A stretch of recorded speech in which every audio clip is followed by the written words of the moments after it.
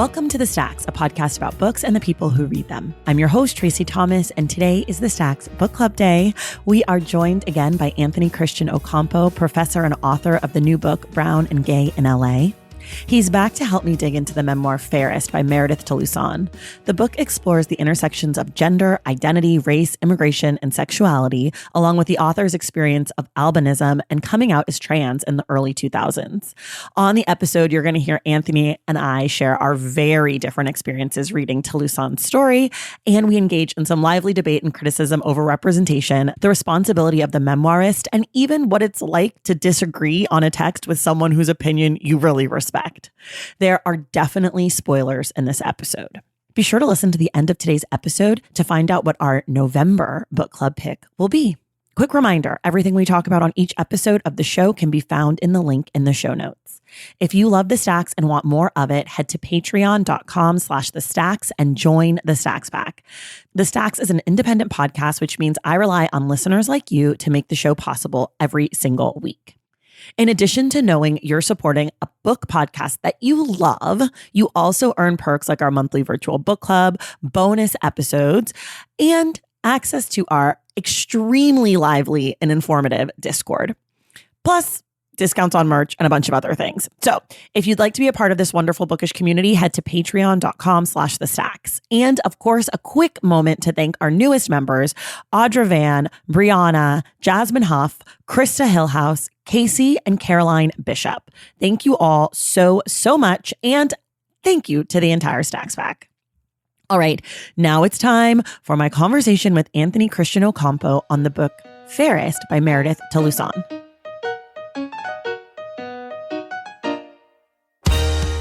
All right, everybody, I am so excited. I am joined again today by author, professor, sociologist, friend of the pod, Anthony Christian Ocampo. Anthony, welcome back to The Stacks. I'm so happy to be back. Thank you for having me again. I'm so happy you're here. It's book club day. We're talking about Fairest by Meredith Talusan. It's a memoir. We will spoil the book. So for people who haven't listened yet or read the book yet, stop listening, come back in a little bit. So for people who want a little refresher course, Fairest is a memoir by Meredith Talusan. Meredith was born in the Philippines with albinism, and Meredith was also born a boy, as the book says, a precocious boy, which we will get into. And eventually we follow Meredith to coming to America as a teenager, to going to Harvard as a smart person, and to transitioning to become a woman. So it's sort of this journey of Meredith's life. How'd I do? No, that sums it up pretty good, I think, at least. Okay, well, we have plenty of time to get more into it. So we always start here. Anthony, what did you think of the book? So I had to give some context for how I came into this book. So as a kid, as a teenager, I have memories of going to bookstores and literally combing through the stacks to find any book that had any mention of the word Philippines or Filipino. And it was so rare that I'd even find one book that had more than like a paragraph. And so to pick up Fairest, my reaction to it is I didn't know what I've been missing, if you will, because there was so much of, in its memoir, she's Filipina, she's an immigrant, but a lot of the intricacies, whether it's like family dynamics or the words they use or the style of parenting, all that stuff was so familiar in a way that I feel like I've never really come across in other books before, at least not in the exact same way as this one. So I actually sped through the book really fast because I was like inhaling it. And you've read it more than once? I read it once when it first came out, and then I read it again for today. But I paid like special attention to the book is broken up into 3 sections. One's about childhood, one's about Harvard years, and one's about just like young adult relationships. And I read it again, but I closely read the first 2 sections. Okay, great. Here's what I thought. I'm not Filipino, so don't hate me. I didn't love the book. I was very mixed on this book. I had a lot of issues with the race and beauty stuff. I felt very uncomfortable reading a lot of that stuff. I felt like it was really steeped in a form of white supremacy that made me feel very icky. And I thought that it was so here's the thing. I know about Meredith before reading this book from people that I respect, that Meredith is very smart, Meredith is a great writer, Meredith's very interesting, all of these things about Meredith. And I met Meredith and I spoke to Meredith for like 5 minutes at an event. Lovely human, had a great time talking to her. I think part of my issue with the book is because the book only goes up through early adulthood, there's no reckoning with a lot of the things that I think Meredith has since reckoned with about race, beauty, and gender. I didn't feel like a lot of those conversations were being had. And so I felt like some of the toxic stuff about white supremacy and beauty were sort of just said and left in the book. And it was like, it was an uncomfortable read for me because I was getting like very frustrated. I think Meredith's a fantastic writer. Like I thought that the writing was good, but like the content of the writing really fucked me up. So that's sort of my like general opinion. And we'll get into a lot more stuff about the book and like a lot more detailed stuff. But I'm like nervous to have this conversation today because I really didn't like the book that much. Oh, no, I think it's okay. I mean, I think in the last episode, you talked about how you think people should talk about books and books Yes. they don't necessarily like. And that's an important conversation as well. And I think that, it's an interesting question because I would ask, I've never asked Meredith this myself, but I'm wondering like, who's the audience for this book, right? Mm-hmm. And I think that would somewhat like shape how like the reception of it. To your point, I think that there was a lot of moments where beauty standards and colorism emerged, like whether it's beauty standards in the Philippines, whether it's beauty standards when it comes to the gay community at Harvard, in particular the Meredith's one friend who's Black, and she talks about how the aesthetic of this person is not necessarily in line with the aesthetics of like Right. white gays and such. Right. And so GAYZ. Gays, yes, white, GAYS. I feel like we're going to get caught up doing, GAYS instead between GAYS and GAZE because I think we're going to talk about the white gays and the white gays. So good luck to us. That said, what I have to give it up to in terms of, touching on these topics is that the way Meredith rendered how colorism and whiteness it shapes the everyday lives of Filipinos, even those that don't even come to the United States. The way it was rendered was so honest and I think like it was not necessarily painting the best picture of how Filipinos in the Philippines understand like dark skin versus light skin. But I can totally see how when it came to how it landed, it can be uncomfortable. And I think also as a gay person that's meandered in white gay spaces, because she passed as white and as a gay white guy, I felt like she was able to render how incredibly fucked up that world of white gay folks is when it comes to everything from race, class, body standards. So that's the part that I think that's how I read it when I was reading it. Sorry, that's how I read it when I'm reading. That's the way it landed. Okay, I want to come back to the passing part. I want to just touch on what you were saying about the Philippines and also talking about books. So I do believe that we should be able to have like honest, open discourse about things we don't like and do, like, especially when it comes to books. People know this about me. I think part of the reason that I'm nervous to have this conversation is because I'm not Filipino. I'm not gay. I can't pass for white. I am not trans. Like there's all these things that are part of who Meredith is that just aren't who I am. And so like I'm constantly being like, is this my privilege? Is this my bias? Whatever. So that's what makes me nervous talking about this book because I feel like so out of my depth in a lot of ways. So I can only speak to how it made me feel and like my understanding of these things through reading and life. So I just want to kind of say that, not as a disclaimer, but just to let you know why I'm like, about this. But I'm still going to talk bad about it a little bit. As far as like the rendering of like white beauty standards and all of that stuff, I think that was in the book, like for sure. I think that Meredith talks about, how white people and how cis people, etc., are negotiating beauty and beauty capitalism in a lot of ways.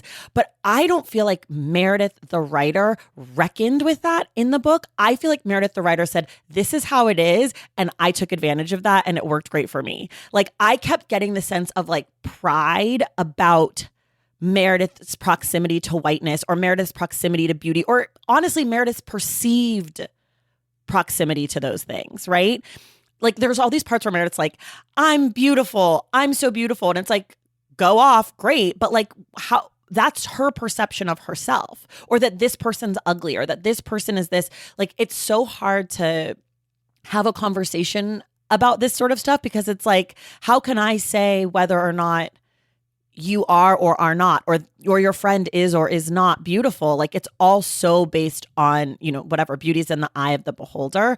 But I think like there's these parts where Meredith talks about, you know, wanting to be brown in the Philippines, but also loving being white in the Philippines, right? Like there's all these parts where it's like, I'd like to be brown because I'd like to fit in, but also like, look at me, I'm beautiful, I'm white.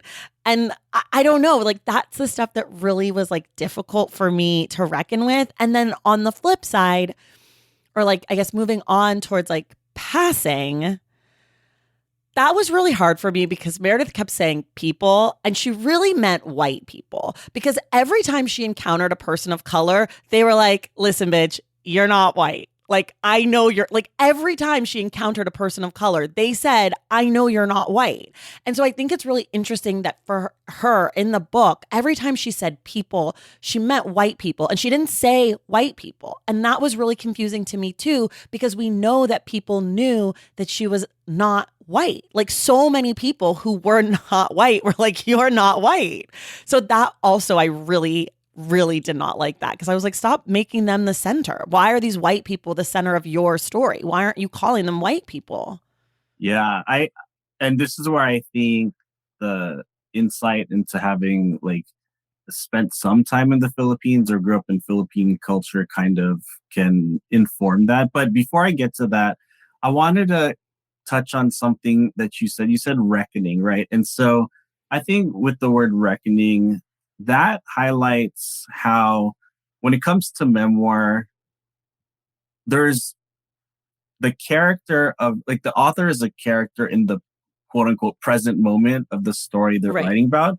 And then at times there's a character that's the writer at the desk reflecting on that experience. And so Right. I guess what I'm wondering with you is if the book had been written in the way it was, but there was some sort of like fast forward to the way she's reckoned with whiteness or in colonial standards of beauty or anti-blackness, would the book have landed differently?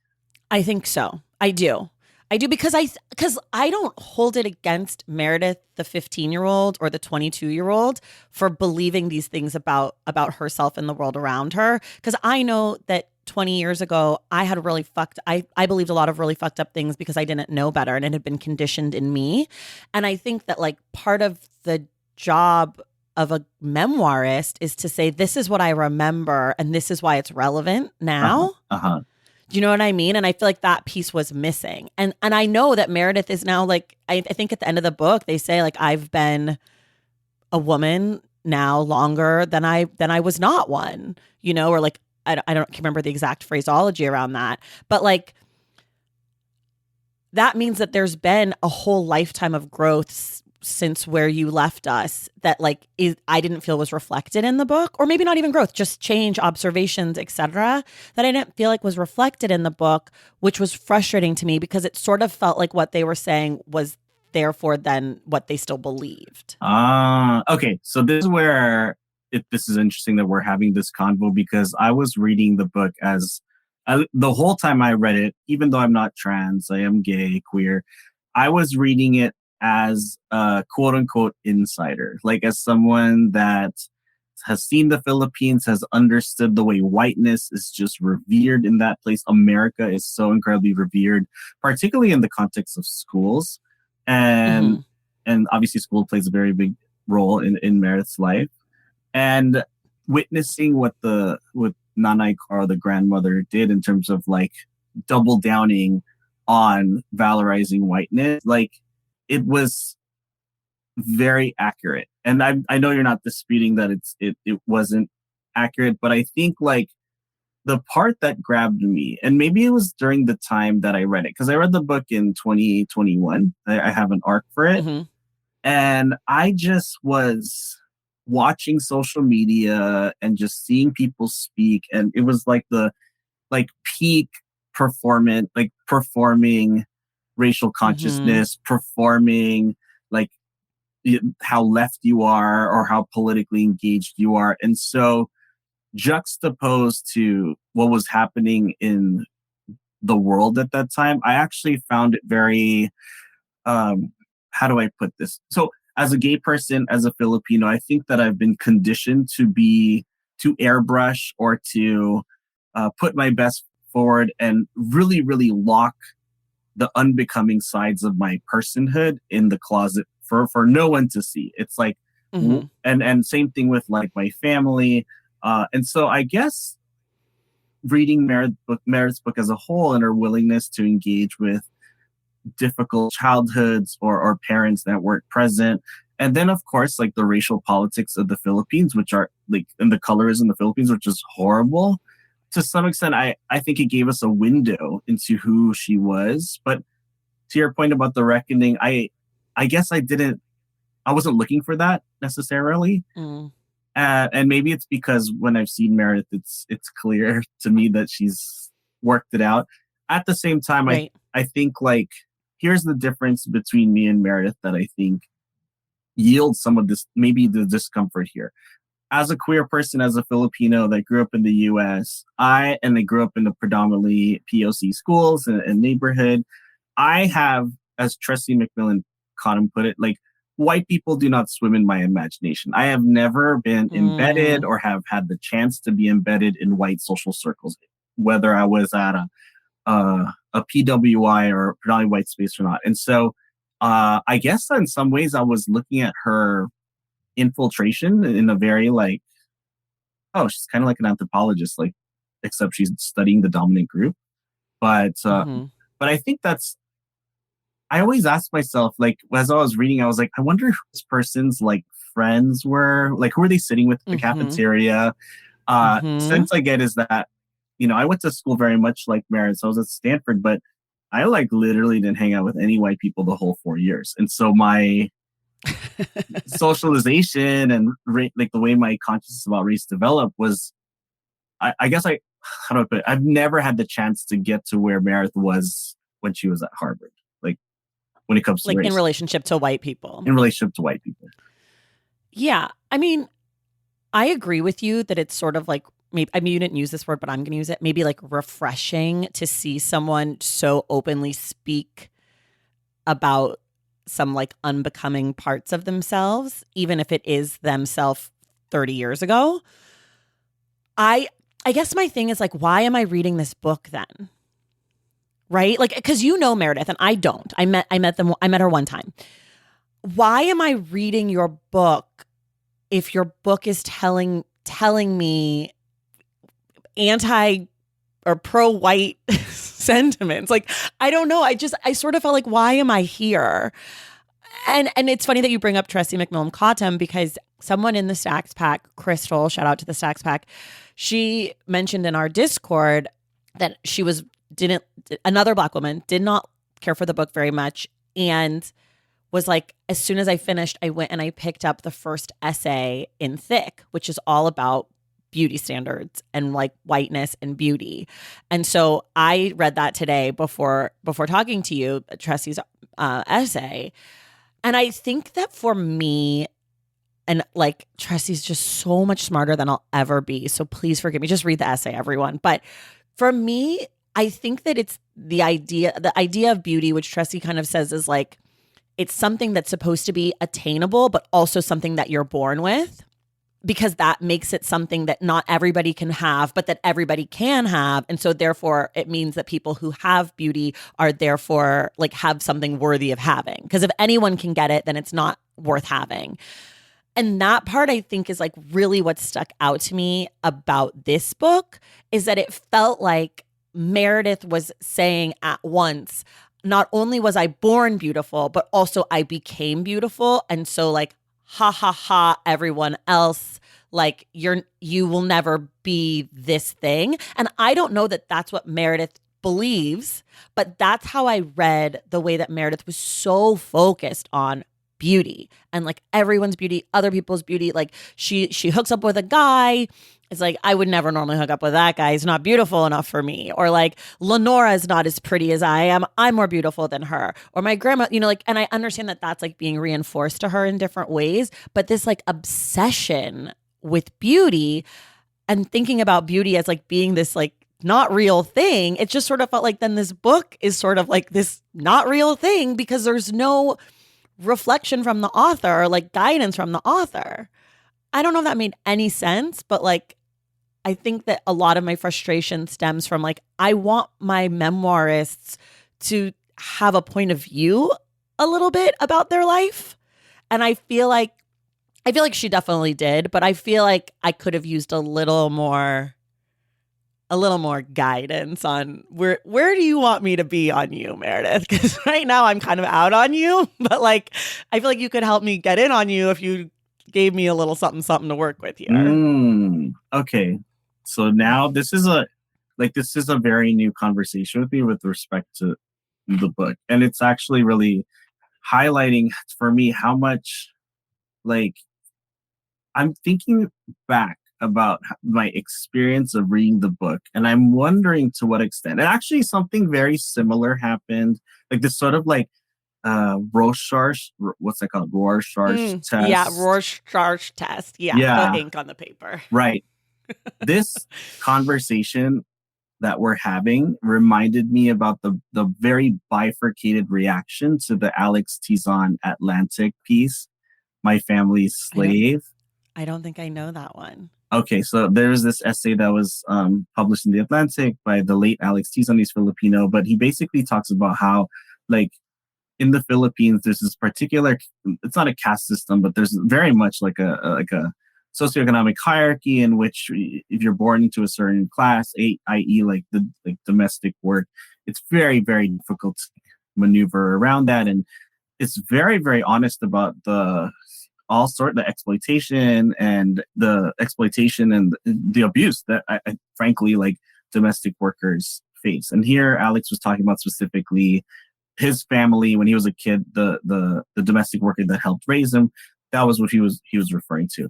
And I remember like there's this bifurcated reaction of like a lot of Filipino audiences were like, oh my gosh, like we have been so absent from the public sphere and we have a story about us that's complicated and nuanced on the front of the Atlantic. I don't know if I can truly convey like what is the impact of living in this country when there is absolutely zero representation of your group. Right. Like it's gonna, in some ways it's making me see how like and this happens whenever there's new representation, like what's our role? Is our role to sort of like keep the momentum going, or do we apply criticism at the risk of like not getting another chance? So anyway, but anyway, the bifurcated reaction was like some people just hated it and some people were really like, they loved it. And I'm like reminded of that in our conversation here. Yeah. And like, I should be fair. I did not hate this book. I just think that this book brought up a lot of things that I did not like, which is like, I think that the book is valuable and I think the book is well written. And I think it's like a good book, sort of as objectively as one can be about a book. Like the writing is good. It's good storytelling. The pacing, all of that is great.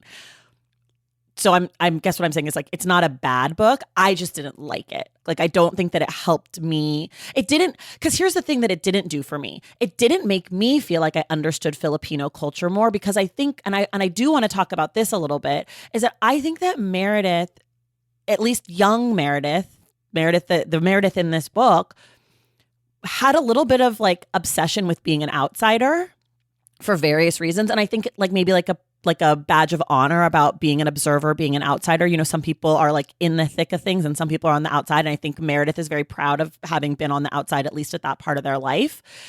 And so I did not feel like I understood Filipino culture anymore. I felt like I understood this one life. Oh my gosh. And I also do think that, like, I don't know, I've heard it said before. I don't know if it's true. I grew up in the Bay Area, lots of Filipino people. The Filipinos are the blacks of Asia, of Asians. Have you heard that? I have, but that's not what you would get from this memoirs. No. Well, like some of this book, like the grandma, I was like, yes, that's a black grandma. I feel her vibe. She loves her grandson. She's proud that her grandson is beautiful. She loves her grandson. She's even okay with her grandson being gay. Being trans, it's a little difficult. It's a little bit of a bridge too far for old granny. But like even grandma saying, I loved you, past tense, I didn't read it as Meredith read it. Meredith read it as the grandma being like, I used to love you. And I read it as like, I loved that little boy who's no longer here. I didn't read it as I don't love you anymore. I just read it as like, I loved you. Like, interesting. So part of the reason that I don't feel like I learned a lot about Filipino culture is because I don't feel like Meredith firmly placed herself in her family or her culture. I feel like she was always like a little detached and observing what was going on. And maybe that's because that's how she felt, because she was an albino in a brown community. Like I get that 1,000%. But then again, at Harvard, it's like, oh, I'm on the outside looking in. And so I didn't feel like I really was like let inside Harvard. Like, because Meredith was our narrator and Meredith was always on the outside looking in. And I think that maybe that was like a tactic and a choice, certainly. But it wasn't like when I've read books about people or places where I'm like, oh, I'm getting such a sense of this community or this culture or this family. Like I didn't have that reaction at all. What's hilarious is that when this book was going to be what we were reading, my first thought was like, oh my gosh, Tracy is going to learn about the Philippines and she's going to have some sense of like the interpersonal dynamics, like the familial dynamics, intergenerational dynamics. This is where I think I have a block, or this is where I think the insider reader, there's a little bit of a disadvantage because I can connect the dots. So like, as I was reading this, and, you know, it's reminding me of when I read books about like other countries and I'm kind of like lost unless the writer goes really, really in scene, like draws out the smells, the sights, everything. And as you're speaking, I'm realizing that there's a lot about the social relationships, but not a lot about the scene. So for example, the idea of Meredith going from province to Manila, like, that is like a crystal clear, crystallized narrative in the Philippines. The idea of her showing up at these TV studios. I know exactly the street where like Philippine television gets made. And then this idea of like parents not raising their kids. It's allocated. The responsibility is delegated to some other relative. That was a very distinctly Filipino thing. The transnational families. So oddly enough, I actually thought like when you read this, you'd be like, oh, wow, I kind of know a little bit more about the Philippines. That's so funny. I think also because I have trained myself and told myself often is like no one story can tell me about any place. So I think I also like fight a lot of that when I'm reading is like because I hate when people are like, oh, I read Sula, I know what it's like to be black. I'm like, what the fuck are you saying? Like, that's a crazy sentence. So I think I also personally just like push against that of like, okay, I've read this book by a Filipino author. Like Meredith is not like, you know what I mean? So I think like I'm always consciously like trying to push against that. I definitely think like I learned things, but I didn't feel like this book was like a great example. It didn't feel like that to me about Philippine culture, about gay culture, like about any of the circles in which Meredith, you know, and any of Meredith's Venn diagram circles. I didn't feel like I was like, oh, now I understand gay men at Harvard better. Like I didn't feel that way at all. Let's take a quick break and we'll be right back. Valentine's Day is upon us and I've got love on the brain. Love for books, duh, of course. Hello. Did you forget what podcast you're listening to? I love bringing you all great reads, exclusive author interviews, and behind the scenes book gossip. But I can only do that with your support over on Patreon and Substack. Our Stacks Patreon community, also known as the Stacks Pack, is where you can go for book club meetups, a private, very active Discord, and a year-long mega reading challenge to help you achieve all your reading goals. Plus, you also get that monthly bonus episode. Now, over on the Substack, you can subscribe to my newsletter, Unstacked, where I keep the book conversations going. I also give you a healthy dose of sports and pop culture, definitely some hot takes happening over there. And again, that bonus episode. If you don't have a few dollars to spare, don't worry. There are free options on the Substack and the Patreon to get you a little extra Stacks magic. Making this podcast is a total team effort, and by supporting my Patreon and my Substack, you allow me to support my amazing team that makes the show possible every single week. So if you or your friends are looking to meet other book lovers and support this indie podcast, come hang out with me on Patreon, Substack, or both. I would love to have you. And since we're talking about love, you can gift subscriptions to the Patreon and the Substack for that special reader in your life. For the Stacks Pack, head to patreon.com/thestacks. And for the newsletter, head to traceythomas.substack.com. And also, there are links to both in the show notes. Okay, see you in the Stacks. Okay, you had more to say. Go ahead, I cut you off. Yeah, the funny thing is, not only did I think part one would resonate because you would like see the Philippines in a particular way, but also I thought part two about the Harvard years would resonate because you're someone who went from California to an elite university, and so I thought there would be something there that you could recognize.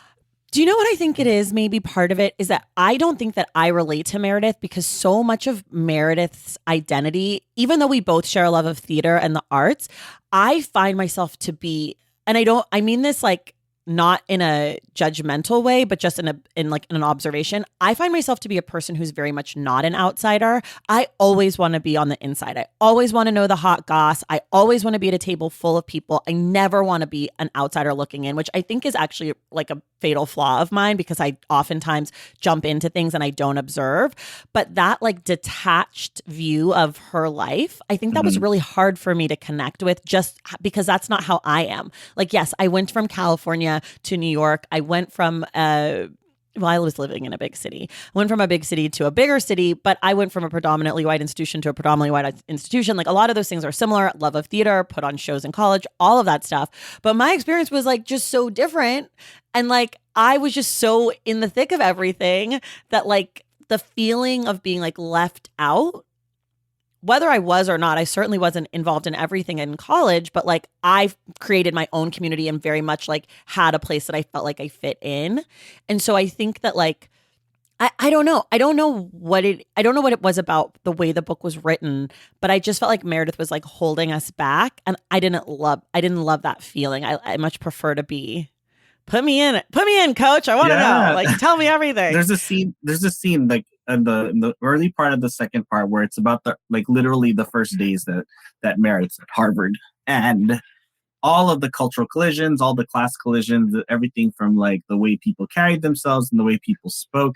So here's the thing too, I think kind of this is where maybe my how this resonated me may have created blocks in how I see things, but I actually really loved this chapter because when I went to Stanford from LA, I hated it. I hated life. I didn't understand like the way white folks interacted, like white aesthetic for cool. Like it felt as foreign as Meredith portrayed it as someone that's an immigrant or someone that's like from a particular class background arriving at Harvard.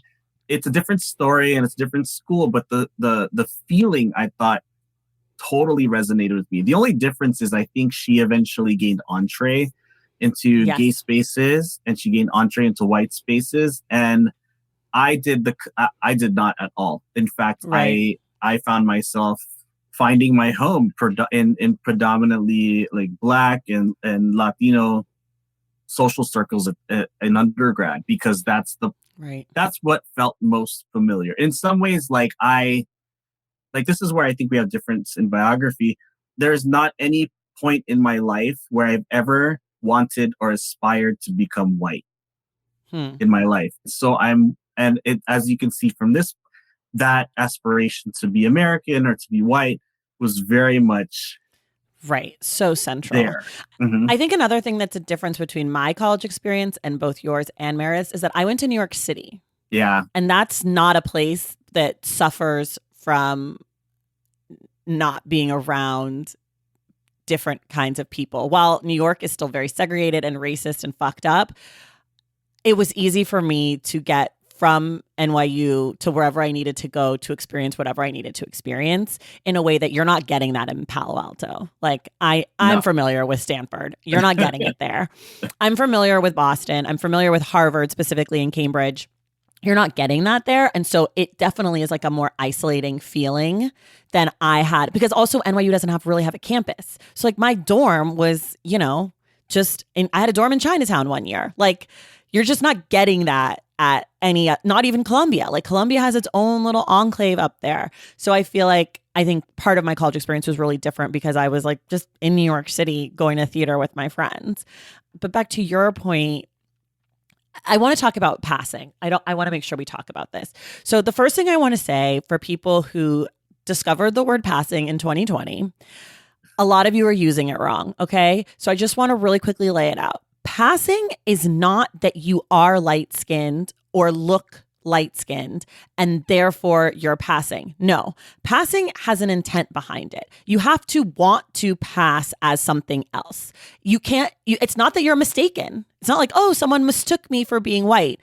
I'm passing. No, you're not passing. That's another person's accident. Passing is the choice in this case where Meredith would people say, oh, where are you from? And she would say, California, and pretend to be a white girl or a white boy. Passing is a choice to be something else. So like, I think they use it the same like in gay communities, passing for straight, where you make the concerted effort to be like, I'm not going to talk in a certain way or dress in a certain way or talk about my partner in a certain way or use certain language so that people think that I'm straight. That is passing. A person being like, oh, that's a straight guy, that's not passing. That's someone just mislabeling someone. So I just want to be really clear that passing has to have intent from the person. It's not enough. Or if someone mistakes you and like you don't correct them or whatever, that can be a form of passing, but that's a little bit more like maybe you just don't have the time today. I just want to be really clear on what passing is and isn't, because I've heard people be like, oh, she's white passing. I'm like, no, she just looks white. Like she's not white passing. She'll tell you she's Mexican all day. She just looks white. Like that's different. It's and have you read Alison Hobbs' book on passing? There's like no. Alison Hobbs, a Black woman.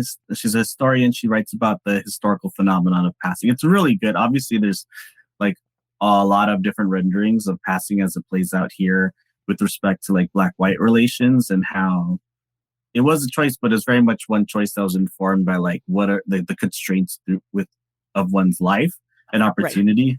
So it's I guess with passing is really contingent on how the other people see you.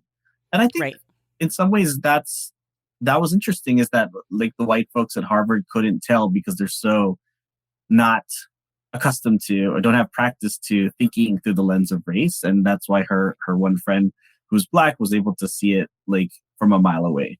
So I mean, when I met Meredith, it was before I knew anything about the book, and I knew that Meredith was not a white person.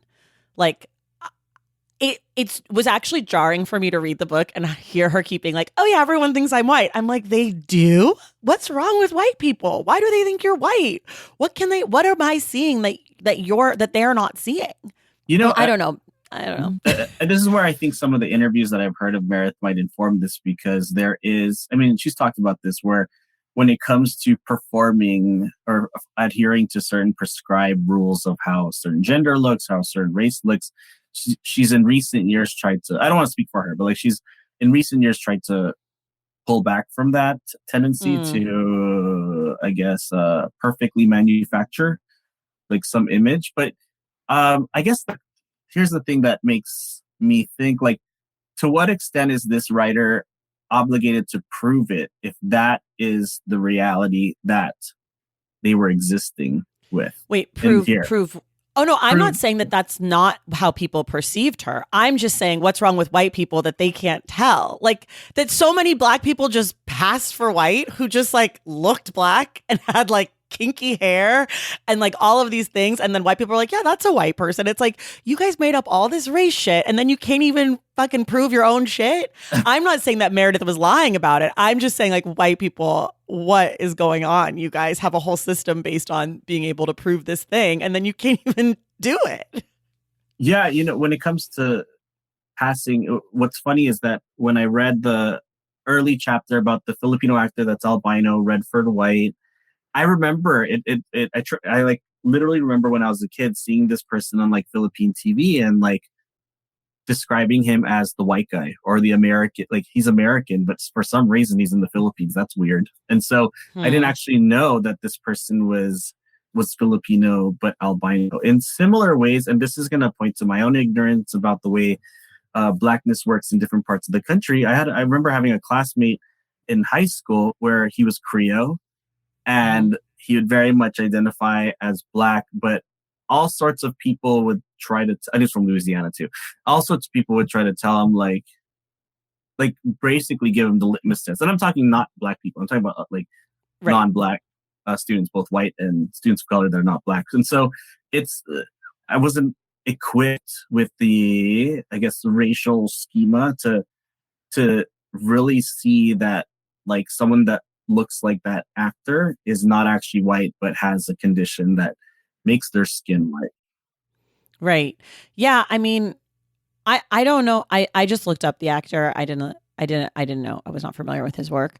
I can't speak for every person who has albinism or whatever. Uh-huh. But like for me, for Meredith, I did not for a second, before I knew anything about Meredith, I did not for a second think that that was a white person. But I think also I feel like I spend a lot of my time as a Black American trying to be like, that's a Black person about light skinned Black people. Like, it's one of my, it might not be a flattering pastime, but it's something that I do. Like, I become obsessed with light skinned people being like, that person's, they've got some Black in them. Which is one of my favorite phrases. Like I just got in trouble. I was on someone else's Bachelor podcast and I said that a girl was Black because she was fucking Black, and she was. And then this woman sent me sent a message being like, just because someone has a distant Black relative doesn't make them Black. And I'm like, lady, have you heard about race in America? That's a great point. You should take it to, I don't know, 1750 and talk to those people. Like, I didn't make the rules. Them's the rules. So I don't know. I think I'm like, I think because maybe because I was familiar with the idea of passing from a young age, because my family is Creole and that's like a big thing. And like my dad was very dark skinned, but he was like sort of obsessed with this idea of passing too. I think that maybe I'm like obsessed with trying to uncover people who are very close proximity to whiteness, but like aren't quite. Mm-hmm. And I don't think that the rules are good. Like, I don't think it should be that way necessarily. I'm familiar with the rules of the game, and I like to uncover any people that are potentially passing or just look white. Mm-hmm. But I just found it interesting to this point, which I said before. It's less that people thought that Meredith was white and more that every time Meredith said people, she meant white people. Like, I wish that she had explored the fact that like every time she was around a person of color, her cover was blown, you know? Because like the thing is, Meredith was passing for white. Like very, very much so. Like when someone would ask about her life, she would leave out the part about being from the Philippines, and she would only kind of wield that information in fits and spurts to certain people. Like even the boyfriend, Rafe, he didn't know for a long time. And so I think that like less the fact that people didn't know and more the fact that Meredith was like proud of that or was using that in some way for like access and privilege. That again was like, I would have loved some reflection on that. Like, what does that do to you? What does that do to Meredith to like be constantly feeling like she has to pretend to be white in order to have access or to have like an easy life? Like, I'd love to know. That's a question I would have loved answered in the book. Yeah. And I think, see, like I didn't read it that way. Like I read it as like, this is how I was. and maybe it's like the disadvantage that exists is that I've interacted with this person, Right. and I've interacted with this person specifically actually in POs, like writers of color spaces. So the first time I met Mm-hmm. Meredith was at the Kima Jones had this week-long workshop in Savannah, Georgia, and Meredith was one of the speakers or the mentors. And so I'm wondering, and you don't necessarily have that IRL reference point, and then Right. so the book is more, it exists, it stands alone in a way that it never actually has for me. Right, right, right, right. Yeah, I think that the like I said at the beginning, I know a lot of writers who know Meredith and like Meredith and speak very highly of her.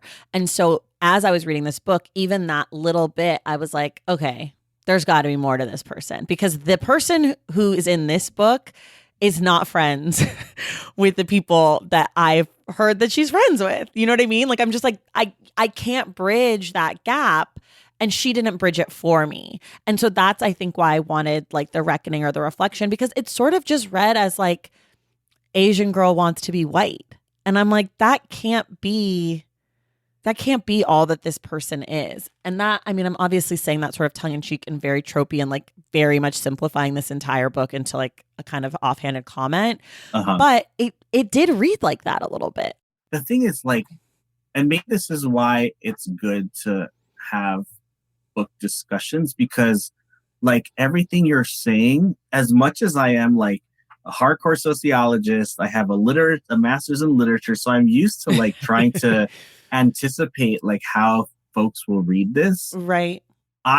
This is so out of left field for me, like the response you have, and I'm like, Really? yeah. And so I'm wondering, like, and I really do think that it is shaped by how, like, again, literally from like, it wasn't until I was like in like age 20 when I finally picked up a piece of paper that like Right. described someone that was even like, that was like, I considered like I had a sense of we with. Mm-hmm. So I imagine that what that means is like any morsel you get, you're gonna be like, you're gonna hold on to it for dear life. So Right.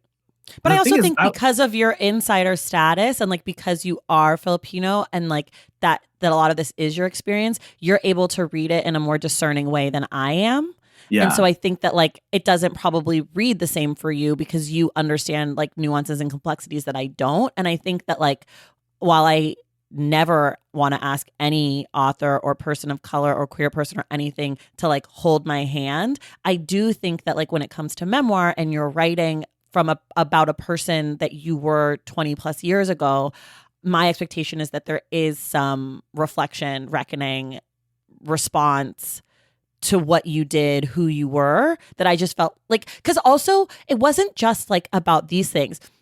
There were so many people in the book that like wronged Meredith or like hurt Meredith in different ways that I did not feel like she owned up to a lot of the ways that she hurt other people, including like her friend Lenora. Like I felt like that was sort of glossed over. It was like, I went to him, I really liked him, I told him I loved him, I was hotter than her, whatever. And then we were still friends. And then she sent me a letter and was like, I don't want to be your friend anymore. That really hurt me. And I never talked to her again. And there was no like, I can't believe that I was operating from this place where I felt like, you know what I mean? Like there was no reflection on that. And like there was no reflection on the mom and like how the mom, like it sounds like the mom was struggling with some things. And like not that that's Meredith's job, but also like you sort of left us hanging on the mom. Like what happened to the mom? What happened to the dad? Like I just felt like I just needed more of Meredith 2020 to help me make sense of Meredith 1994 because a lot I have to assume has changed between 94 and 2020 for Meredith. I mean, let's hope that things have changed for anyone that exists Yes, yes, across the yes, yes, span of side. course. I was eating I Dunkaroos. I'm still eating Dunkaroos, but I love them more than I do now. Oh my god, 1994 was probably when I home alone because my parents worked and like pretending to be a figure skater in my living room secretly because Okay. We had a similar life, obviously. We were figure skating. but I read that story that you mentioned about her being wrong, like doing her friend dirty. Like I read it completely the opposite way. I actually You was like, did? I did. So that story for the folks that have read it, because we said there's going to be spoilers. Meredith had a crush on her BFF, a dude, and she had another friend, Lenora. I think the friend's name was Richard. So Richard. Meredith had a really good friend named Richard. Basically, they were like, Three's Company, like the three amigos, Yeah. whatever. And then at some point, and this is where I wonder how you're going to react to what I say. At some Okay. point, Lenora and Richard get together and they confess or they confide in Meredith that they're together. And Meredith is fuming about it, like is angry. I thought the fact that she even wrote the story was an illustration of her like willing to throw herself under the bus or like really put herself up for critique. And the way I read it in a couple of ways, as a gay person who has been obsessed with making sure that I'm perfect so I can survive. The fact that someone was willing to write about, again, another like unbecoming moment when they were really they kind of were fucked up, like that was like she was going to write a letter trying to break them up or something, but it was really, she was jealous and fucked up. Here's the thing that gives me a little bit of empathy for that situation. I am a gay person. I think I read in the world as Asian. I think most people think I'm Filipino. But I also, so in a similar way that like I didn't have access to the experience of seeing my life or history rendered in text or in movies. Another thing that I lacked access to as a gay person, especially one that came out in my early 20s and grew up during the AIDS crisis, was that while all of my friends, straight friends, were experiencing like love and emotion and like holding hands, first crushes, first everything, first kisses at age like 12, 13, 14, I was with like, because of homophobia, I didn't have access to that experience until literally 10 years later. Right. And I went through an entire high school and college experience witnessing other people experience things I wasn't allowed to experience. And let's just say that the rage that comes from that I didn't even know I had, I think would come out in very comparable situations. Like what Meredith described about being jealous of a friend who's straight, being with, like, I can relate to that feeling of just like really uncontrollable rage and jealousy, because as a queer person that wasn't out or didn't even know what I was, like that has been bottled up for like 10 years. And so it made sense to me, like very clearly, why that rage happened when people don't have access to the experience of desirability. And then here she has her best friend that seems to have it quite easily. It's misplaced like anger, but it's real anger nonetheless. I agree with everything you're saying. And I wish that Meredith had put some of that in the book. Like, that's the part that I'm missing, is like a little bit of like the reflection or context. Because also, like, at that point in the book, Meredith is in a long-term relationship with the person that loves her very, very much and takes very good care of her and treats her very well until she decides that, she's no longer comfortable keeping a certain part of herself, like this woman part of herself. And that's where there's like this fracture in the relationship, is that Rafe doesn't want that. But like leading up to that, he's very, loving and kind and sympathetic. And it sounds like, as far as the book goes, Meredith doesn't have like ill will toward him. I just wanted more of like a reflection on what was going on. Like, that's really my biggest complaint about the book, is like, I wanted more I didn't need a book that was all just memories. I needed a book that helped me to understand why this life, this story is like worthy of telling, and like why tell it now, and why write about these things, and why are these things important to who you are. And I just didn't feel like that was there. I have to do a slight shift, because literally we've talked for almost an hour and we like barely have talked about Meredith's transitioning, which I think is like sort of something that we should address on this book, because when we talk about this book, because I think that's like a big part of the book, is that Meredith eventually goes on to come out as transgendered. She goes to Thailand to have gender reassignment surgery. This is like in like 99, 2000, I believe, or maybe slightly after that. One of the things I found really interesting, and this again is something that I would have loved more clarification from Meredith. In 2000 or 2002 or whenever she transitioned, it wasn't a thing that people were doing in the same ways as publicly as people are doing now. It wasn't something that was like in the zeitgeist in the same way. We talked about transgender people as a country and as a community in a lot of very disparaging and harmful and horrible ways.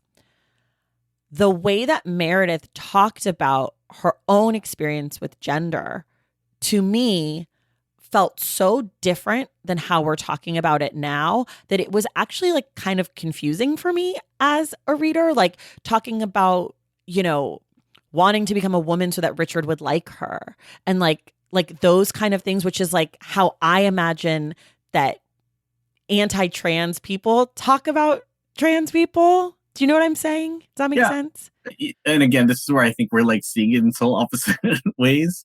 Because okay, go ahead. Because I feel like I really got this part wrong, and like I don't know. I think I just needed Meredith to hold my hand more. I'm like sort of not that smart of a reader when it comes to this book, and I needed more.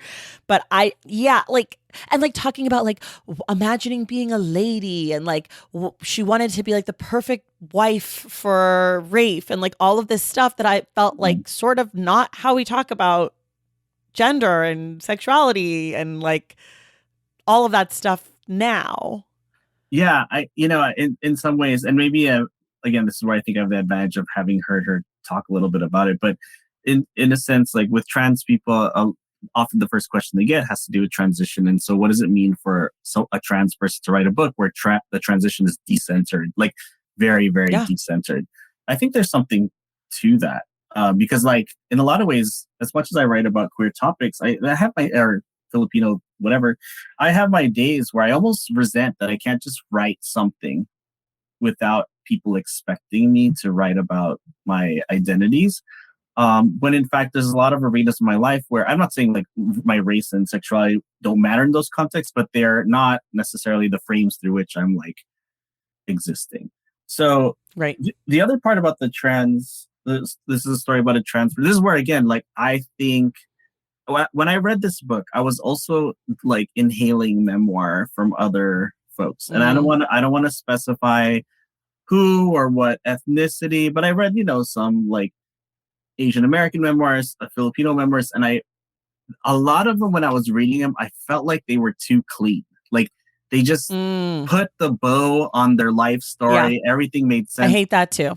And I didn't like that. So here, in some ways, I saw Meredith's book as like the antithesis to that. Mm-hmm, mm-hmm. But again, I did have the luxury of having met her and knowing some I was very much anchored in knowing what her politics were when it came to like race issues in the year 2018, 2019, and I can see how it lands different if you don't meet this person. But I did want to like ask, like, this is. I think so I've listened to a lot of pretty much every episode of the Stacks, and there's some episodes where the book club, there's a lot of agreement between you and the guests. But I also want to talk about what it means for people to critique and disagree about minoritized writers. Because I feel like in this moment, we don't allow for critique or nuance. There's just so much needing to... Like, I don't know if social media contributes to this, but like in some ways, like critique is an illustration of like love of. Yeah. And so I wanted to ask you if I could flip it back on you. Like, how does it feel to engage with a text where it's like total opposite, like you're reacting to the book in total opposite ways? Is it interesting? Is it weird? Is it like anxiety producing? Opposite ways from you mean? Yeah. Yes. Well, so I agree. I think critique is like one of the highest forms of love. I mean, that bell hooks might want to punch me in the face for that. May she rest in peace. But I do think that there's an element of like love and care that goes into critique. And as you know, I'm a big proponent of talking openly and honestly about how books make us feel, whether that's good, bad, or indifferent, which to me is the worst thing you could say about a book is that you're indifferent about it. I have had other books that I have not liked that my guests liked, but what makes me uncomfortable about this book is that, as I mentioned before, I don't share a lot of identities with Meredith. Like we've had a very different life experiences in a lot of ways and come from different communities and are perceived in the world differently. And so I recognize that like I'm probably missing a lot of things or like being unfair or being harsh in ways that like maybe I should be less harsh and more fair. I don't know. So that gives me anxiety and it makes me stressed out. And also like I do think that we should be able to criticize works by people of color in the same spirit, but maybe not the same way that we critique works by straight white cis men. Like, I think that it makes the art better. I do. I think that like having debate and having, coming from a place of like liking a thing, like I'm not trying to come from a place of like, fuck Meredith. Because I think that the book is really well written and beautiful.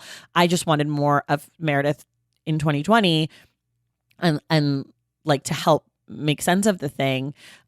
But like, I think we've got to critique these things. Like, I think it's so important for the work. I think it's so important for books. I think it's so important for readers. I think it's so important for me personally. Like, just it helps me to think and understand better. So while I feel uncomfortable having to have this conversation that's recorded onto a microphone that people will be able to listen to in a year or 2 or 5 or 8 or whatever, hopefully, God willing, I think that it's still like worthy and important. Please direct all your hate mail to Anthony. That's Anthony at No, and I read critique similarly, but there's one caveat I have. I think that when there is an abundance of data points of representation, critique can land in a way that it doesn't hinder like the opportunities because there's already sort of an abundance of representation. And I'm oversimplifying here, but again, like coming from the point of view as like a group that has just been invisible like my entire life, and finally I'm like 41, so like this is like this moment when Filipino texts are seeing the mainstream big 5 publishers, like that shit floors me.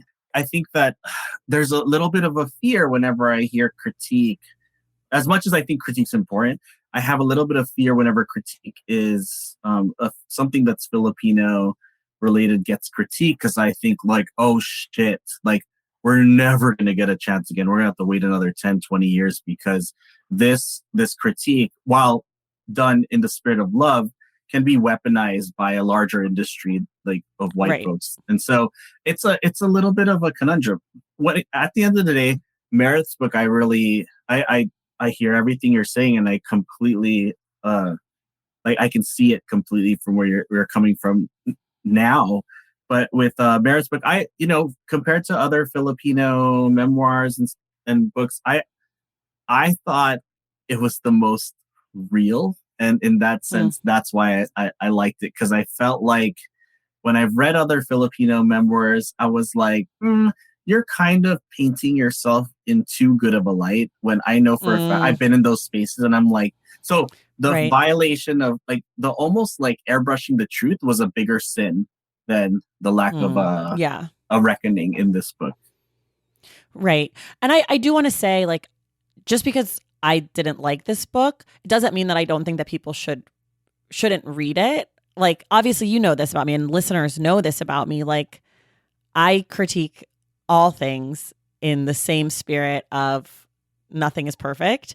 And I just think that, like, I do think that when there's like this whole thing where people are like, if you don't have anything nice to say, don't say anything at all. And like, we're never going to get another chance, and all of this stuff that I just think is like a scarcity mentality. And it's something that I feel in my heart, but it's also something that I push back against, because I think that like one of my bosses, who is a monster sometimes, would say feelings aren't facts. And like, maybe they're not facts, but they matter. But I guess my point is like, I feel the scarcity mentality. Like I feel worried when I critique things. It's like no one's going to get another chance and whatever. But at the same time, I'm a Black woman talking about these things. And so no one's listening to me anyways. Like the truth of the matter is I also am not going to get another chance. Do you know what I mean? Like, and not to say that that's okay or not okay, but the point is sort of like, if we aren't doing this work with our own stuff, like it's a disservice to the people who do show up in these spaces. Like, because I felt so uncomfortable in certain parts of this book, and like because it felt difficult for me to read, like if I ignored that, I feel like I would be ignoring parts of or people in my audience who showed up to read this book with us and maybe had similar feelings, and it would like, you know, invalidate those feelings. And I think like it's okay to not agree and to talk openly about these things without feeling like it's on us to make this happen. Like publishing needs to do better. Like that's not my problem. They still need to publish Filipino books. Like you can't blame me. Like we can't. No. You and I can't be no, not that you are, but I'm just saying like we can't be responsible. Like we still went out and bought the book, so we did our part to support the book. So if you know, wider audiences want to try to blame like, oh, a Black woman said she didn't like this part. Like that's not on me. That's white supremacy. Like I can't be responsible to that. Like but I do also feel responsible to the people that I asked to read the book, that like I want to talk openly about the things that made me feel uncomfortable, because if I felt it, I have to imagine other people did too. And what I found interesting, because we're recording this after we announced the book, which usually I oftentimes record before we ever announce the book, so I don't ever get listener feedback before we record. I've gotten a really huge mixed response about this book. A lot of people have talked about how they're really excited to hear this episode because they don't feel comfortable talking about it, or they don't know how to talk about it, or they want to talk about certain things, a lot of them that I didn't get to today. So I do feel like this book is provocative in like some of the best ways, whether you liked it or didn't like it. I think it brought up a lot of things, which the best literature does that. You know, like to your point, the tidy stuff, I hate that too. I don't like when books are tidy and clean. And I would much prefer to read a book like this that was messy and made me feel mad and upset and irritated and excited and all of these things than have a book that I'm like, that was nice. Bye. So if publishing wants to be like, we're never going to publish another Filipino book because Tracy didn't like Fairest, please send me a huge check, because I'm obviously a very important consultant for you and I'd love to be paid. But also fuck you, publishing. Like don't weaponize us. Like that's bullshit too. Yeah, we have to go because we're like literally out of time by so many minutes. However, I do want to say one thing, because we didn't get to this: the cover and the title. We always do the cover and the title. Do you have this white cover with the I have both. Light lashes. Okay. So there's like the rainbow cover that has black eye, like a black eye closed with eyelashes. And then there's, I think that's what that is, right? Yeah, it's eyelashes. And then there's the white cover that has a blue kind of to purple pink ombre eyelash. Any thoughts about the cover and or the title? You know, I saw the colors as the trans flag colors. So oh yeah, but it's different colors on the cover of the colorful book. There's yellow and orange and stuff too, right? It's like there's the paperback, which is like rainbow. Yeah. And then there's the hardback / the ARC, which is white with an eyelash that's goes from like light blue to pink in the same way the trans flag does. Yeah. Fairest. I think it was a double or whatever. Like it has multiple meanings, like fair skin, like equality, fairest. How people fare. Is that spelled differently? Oh shit. I think that is spelled differently, but whatever. There's my word I can't spell since I asking the wrong person. So, but fairest, yeah, I like that it was a play on like fair skin and like thinking about like fair opportunity. Yeah, and I think I was thinking about it as fair-skinned and fair as in beautiful, like who's the fairest of them all. And then in the last sentence of the book, which I love, this was probably my favorite part of the book, is where Meredith says, I now know there's no such thing as the single best life, the single fairest life. And I was like, oh, that's like, is it fair? Did things, like that's how I read that. Like, is it fair? Did things work out like equitably or whatever? So I really like that twist. I love when the title shows up in the book like that. One of my favorite things. I hate that we have to rush because I feel like we could talk about this for another 3 hours. But Anthony, thank you so much for putting up with me talking openly about a book that I had some issues with that you loved, because I think that it's really hard to do. And I'm glad that you were willing to be here with me today. Yeah, thank you for having me. I'm glad that we got to have a really complicated conversation. Yeah, me too. Stay tuned, everyone else, to find out our book for November. And everyone, we will see you in the stacks.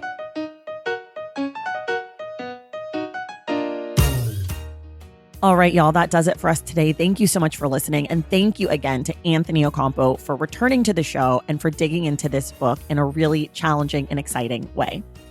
And now for the reveal of our November book club pick. It is Prisons by Any Other Name, The Harmful Consequences of Popular Reforms. The book is co-written by journalists Maya Schwerner and Victoria Law. We will be discussing this book on November 30th. Tune in next week to find out who our guest will be. If you love the show and want inside access to it, head to patreon.com/The Stacks to join the Stacks Pack. Make sure you're subscribed to The Stacks wherever you listen to your podcasts. And if you're listening through Apple Podcasts or Spotify, be sure to leave us a rating and a review. For more from The Stacks, follow us on social media at The Stacks Pod on Instagram and at The Stacks Pod _ on Twitter. And check out our website, thestackspodcast.com. This episode of The Stacks was edited by Christian Duenas with production assistance from Lauren Tyree. Our graphic designer is Robin McCrite, and our theme music is from Tagirgis. The Stacks is created and produced by me, Tracy Thomas.